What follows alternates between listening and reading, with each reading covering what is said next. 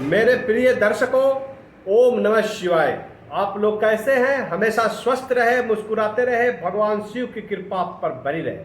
आज हम बात करने वाले हैं कर्क राशि का कि उनका आगे आने वाला समय 2025 का सितंबर से लेकर दिसंबर 2025 तक कैसा रहने वाला, क्योंकि यह जो सितंबर से दिसंबर 4 महीने का समय है यह बहुत ही महत्वपूर्ण रहने वाला है ज्योतिष वैदिक शास्त्र की दृष्टि से, क्योंकि इसमें कुछ महत्वपूर्ण ग्रहों का राशि परिवर्तन हो रहा है।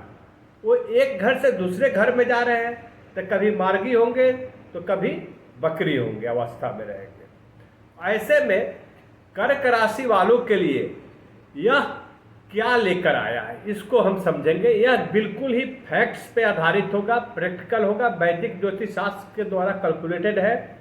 और यह जो प्रिडिक्शंस होगा, भविष्यवाणी जो होगा, वो चंद्र राशि पे आधारित होगा। आप अपने जीवन के बीते हुए जीवन के साथ इसको मिलाएं और आने वाला समय के लिए रास्ता को तैयार करें, क्योंकि यह एक आपको दिशा देता है। भविष्यवाणी जो होता है ज्योतिष वैदिक शास्त्र की दृष्टि से, एक जो भविष्यवाणी होता है कि क्या होने वाला है, क्या शुभ होगा, क्या अशुभ होगा, उसको आपको बताता है। साथ ही साथ यह भविष्यवाणी आपको सावधानी भी बताता है कि आपको क्या सावधानी बरतना है। आपको पहले से तैयार रहने की जरूरत है। उस निर्णय को, उस समय को अपने अनुरूप, अपने लिए उसको मोड़ देने के लिए आपको तैयार रहने की जरूरत होगा, तभी आपको मनचाही सफलता प्राप्त हो सकता है। साथ ही साथ जब भी राशि परिवर्तन होता है तो हमेशा शुभ फल ही नहीं मिलता है, कुछ अशुभ प्रभाव भी दिखता है ग्रहों का।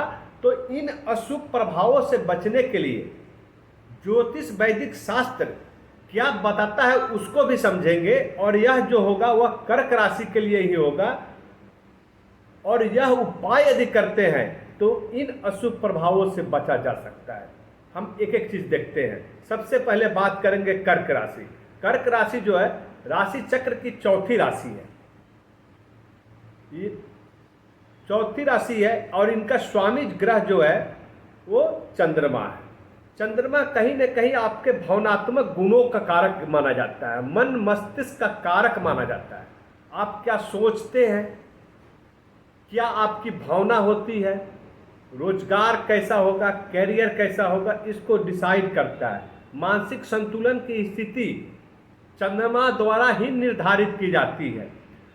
तो यहाँ पर हम देख रहे हैं कि कर्क राशि का समय का जो चेंजेज हो रहा है वो 14 सितंबर से दिख रहा है। 14 सितंबर को मंगल यहाँ पर तुला राशि में गोचर कर रहा है। तुला राशि जो में मंगल गोचर कर रहा है, जो माता का कुछ बड़े प्रॉपर्टी खरीदारी का संकेत दे रहा है। यहाँ पर 14 सितंबर के बाद आप जो होंगे कुछ खरीदारी कर सकते हैं, बड़ी खरीदारी कर सकते हैं, मकान की खरीदारी कर सकते हैं, भूमि की खरीदारी कर सकते हैं, कोई वाहन खरीद सकते हैं। साथ ही साथ केंद्र और जो मंगल है वो केंद्र और त्रिकोण का स्वामी। केंद्र मीन्स आपको जो मेष राशि अभी यहाँ पर केंद्र में है, और वृश्चिक राशि आपके त्रिकोण में है। कर्क राशि के लिए पंचम घर है, और मेष राशि जो है कर्क राशि के लिए आपका दसम घर है। दसम घर होता है कैरियर का, व्यापार का, पिता का।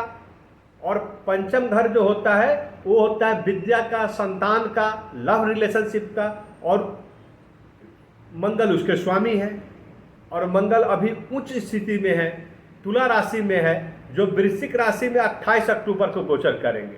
तो ऐसे में जब मंगल तुला राशि में रहते तो उनकी जो सातवीं दृष्टि होती है वो पड़ रहा है मेष राशि के ऊपर। और मेष राशि कर्क राशि वालों के लिए दसम घर है, और दसम घर होता है पिता का, कर्म का, आपके कैरियर का, व्यापार का। तो यहाँ पर मंगल आपके कैरियर में एक बेतहासा वृद्धि करेगा, कैरियर में ग्रोथ आएगा, आपको नौकरी, नई नौकरी की प्राप्ति होगी। लोग अभी कर्क राशि के जब तक परेशान थे, उनको नौकरी प्राप्त नहीं हो रही थी, प्राइवेट हो या गवर्नमेंट जॉब, लेकिन यह समय जो आ रहा है 14 सितंबर से दिसंबर 25 तक का समय जो है आपको नौकरी जरूर देगी।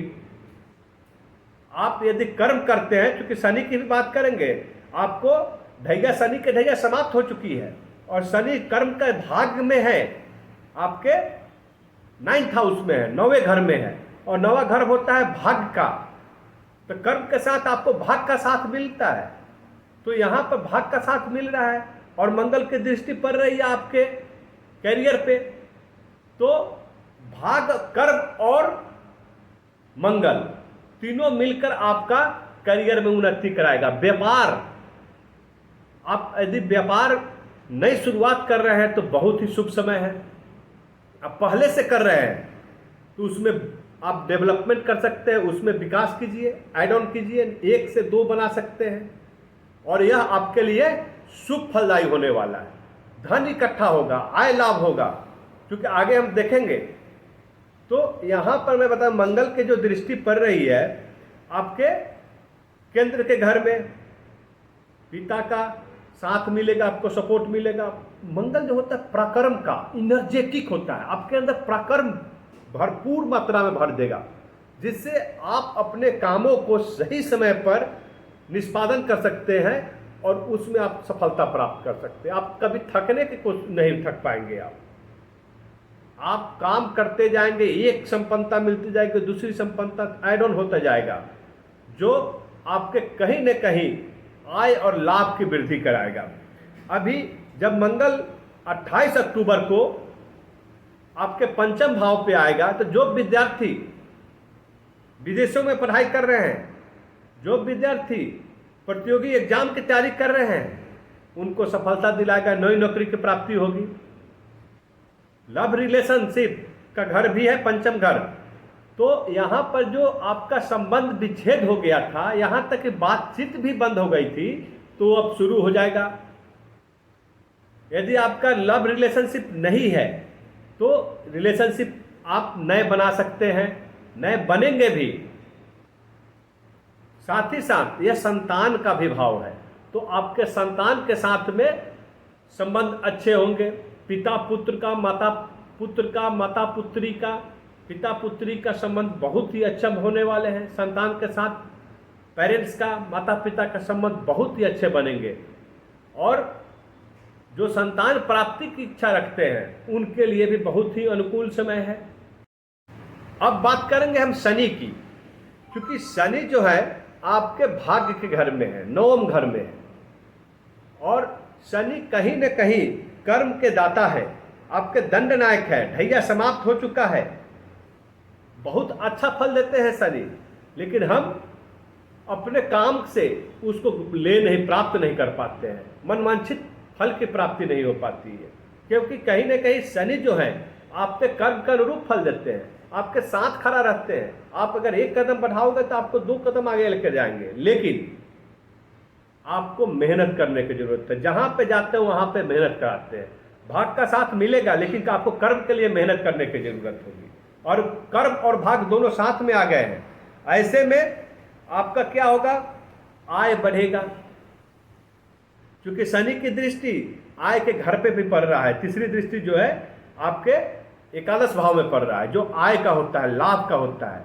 तो नए नए आय के स्रोत जन्म लेंगे, आप ऐड ऑन करेंगे। एक नौकरी कर रहे हैं, दूसरी नौकरी करेंगे, एक व्यापार कर रहे थे, आप दूसरा व्यापार शुरू कर देंगे, इन्वेस्टमेंट करेंगे। आप कहीं शेयर मार्केट में कर सकते हैं इन्वेस्टमेंट, बहुत ही अच्छा समय है आपके लिए। धन का इन्वेस्टमेंट आपको लाभ देगा। तो यहाँ पर जो पैसा रुका हुआ भी है, वो पैसा धीरे धीरे आना शुरू हो जाएगा, आपके लिए आय बढ़ जाएगा। आप उसको संजोगना है, रखना है, नियंत्रण करना है, नहीं तो गुरु आपके 12 भाव में है, और गुरु जहाँ भी रहते हैं वहाँ पर एक पवित्र दृष्टि रखते हैं। साथ ही साथ बात करेंगे केतु का, जो आपके धन भाव में है। तो यहाँ पर शनि की दृष्टि पड़ रही है आपके आय लाभ पर, और केतु है आपके धन भाव में, 2nd हाउस में। तो केतु क्या इच्छा की पूर्ति नहीं होता केतु, तो यहाँ पे धन आता रहेगा, लेकिन आपकी इच्छा की पूर्ति नहीं होगा।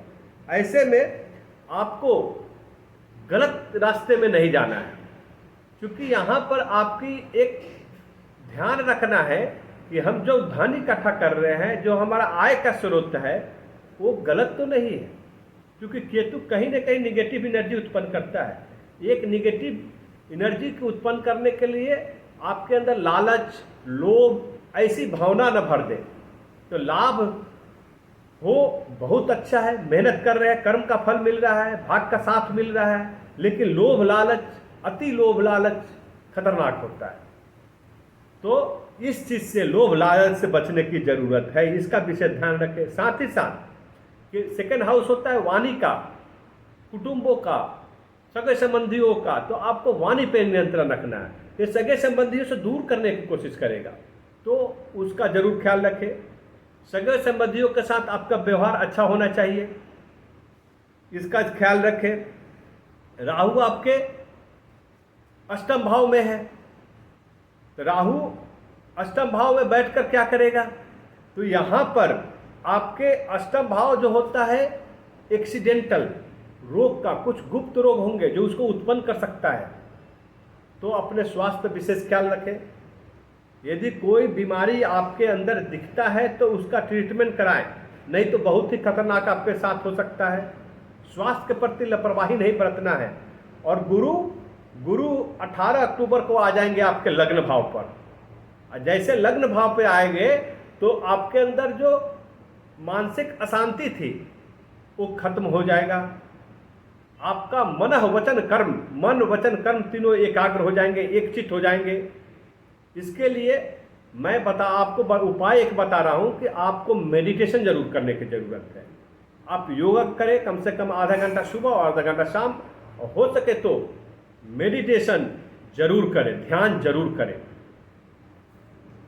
अभी बात करेंगे हम आपका बुध है आपके थर्ड हाउस में, तीसरे घर में, जो होता है पराक्रम का होता है, भाई बहन का होता है। तो आपके अंदर पराक्रम इतनी एनर्जेटिक होगी, पराक्रम मंगल, चूंकि मंगल की बात में बताया था कि मंगल आपके करियर में देख रहे हैं, वो बहुत ही एनर्जेटिक, बहुत ही अच्छा ऊर्जा देंगे। साथ ही साथ आपका बुध जो है वो तीसरे घर में है, तो कहीं न कहीं आप अपने विवेक से, बुद्धि से, ज्ञान से उस चीज को प्राप्त करेंगे जिससे आपको समाज में मान सम्मान प्रतिष्ठा तीनों मिलेगा। धन तो मिल रहा है, धन यहाँ पर शुक्र, राहु, शनि दे रहे हैं, आपको भंडार भर रहे हैं। केतु आपको लोभ और लालच से दूर रखने की कोशिश करना है, तो उधर लेकर और धन इकट्ठा करने की कोशिश कराएगा। तो आपको लोभ लालच से बचना है। साथ ही साथ बुद्धि विवेक, बुद्ध जो है आपको ज्ञान, शिक्षा सब कुछ दे रहे हैं। तो ऐसे स्थिति में अपने विवेक का इस्तेमाल करें, अपने ज्ञान का इस्तेमाल करें, अपने बुद्धि का इस्तेमाल करें, और क्या सही है क्या गलत है इसके अंदर आपको फर्क देखना है और सही रास्ते पर चलने की जरूरत है। साथ ही साथ आपको सावधानी बरतना है कि यहाँ पर आप इस प्राकृतिक स्थिति के कारण कहीं न कहीं अपने माता पिता का ख्याल नहीं रख पाए। तो ऐसे स्थिति में आपको एक सलाह जरूर है कि आपको माता पिता का ख्याल रखें, उनका जरूर आशीर्वाद प्राप्त करें। बड़ों का, बुजुर्गों का आशीर्वाद आपके लिए बहुत ही जरूरी है, मानसिक संतुलन रखने के लिए बहुत ही जरूरी है। अभी मैं आपको बता दूं कि कौन सा उपाय करना है जिससे इन अशुभ प्रभावों से बचा जा सके, जो ग्रहों की स्थिति, मानसिक संतुलन, स्वास्थ्य की समस्याएं जो आपको परेशान कर सकती है। तो इन सभी अशुभ प्रभावों से बचने के लिए आपको क्या करना है, तो कर्क राशि का स्वामी ग्रह है चंद्रमा, तो अपने स्वामी ग्रह को जरूर मजबूत करें। आप प्रत्येक दिन हो सके तो एक माला ओम श्रांग श्रीं श्रौं शः चंद्रमशय नमः, इसका एक माला जरूर करें, एक पाठ करें। बीज मंत्र है चंद्रमा का, जिससे आपको बहुत ही शुभ फल प्राप्त होगा। दूसरी बात करूंगा मैं शनि का, तो शनि के लिए आपको ओम प्रांग प्रिंग प्रौंग शः शनिश्चराय नमः, प्रत्येक शनिवार को शनि मंदिर में जाकर एक माला 108 बार पढ़े और शनि देव के ऊपर सरसों का तेल का अर्पण करें। प्रत्येक सोमवार को शिवलिंग पर जल चढ़ाएं और ओम नमः शिवाय का एक माला 108 बार जाप करें। यदि ऐसा करते हैं तो आपके आने वाला 4 महीना 14 सितंबर से 25 दिसंबर तक आपके लिए विशेष खास होने वाला है और भंडार भर देंगे। ओम नमः शिवाय।